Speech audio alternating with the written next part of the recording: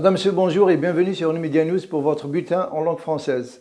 Le secrétaire général de la centrale syndicale, M. Abdelmajid Sidi Saïd, a déclaré hier que la tripartite économique assurera la remise en l'état du tissu industriel qu'il décrit comme étant la vraie bataille.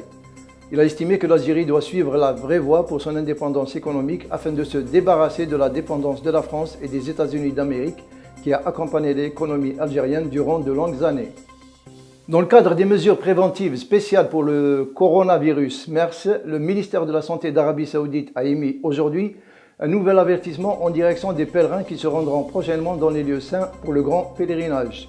Les autorités sanitaires saoudiennes déconseillent vivement aux personnes atteintes de maladies chroniques, celles âgées ou fragiles qui peuvent facilement contracter cette maladie par la toux ou l'éternuement, de se rendre à la Mecque pour ne pas s'exposer au virus.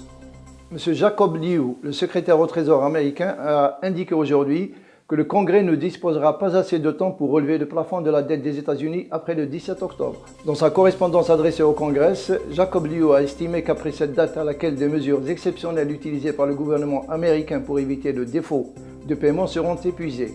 Il ne restera au Trésor américain que 30 milliards de dollars pour honorer les engagements des États-Unis. Ce montant est bien en dessous de ce que peut dépenser le Trésor en une seule journée, c'est-à-dire 60 milliards de dollars. Un rapport des États-Unis a déclaré que la torture s'est répandue dans les prisons libyennes 2 ans après le renversement de l'ancien régime, alors que la révolution a commencé sous la bannière de liberté et justice. Compte tenu du rapport révèle qu'environ 8000 prisonniers sont détenus sans jugement. Ils sont soupçonnés d'avoir rejoint le camp de Kadhafi. La milice irrégulière détient dans ses geôles et dans des conditions inhumaines et primitives un grand nombre de Libyens. La police afghane, soutenue par l'armée nationale et la Force internationale d'assistance à la sécurité ISAF de l'OTAN, a abattu 21 combattants talibans à travers le pays au cours de ces dernières 24 heures.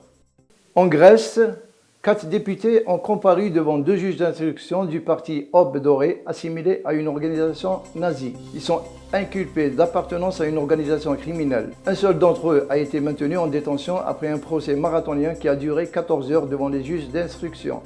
Voilà, nous arrivons à la fin de notre bulletin. Merci de l'avoir suivi. Excellente journée à vous tous.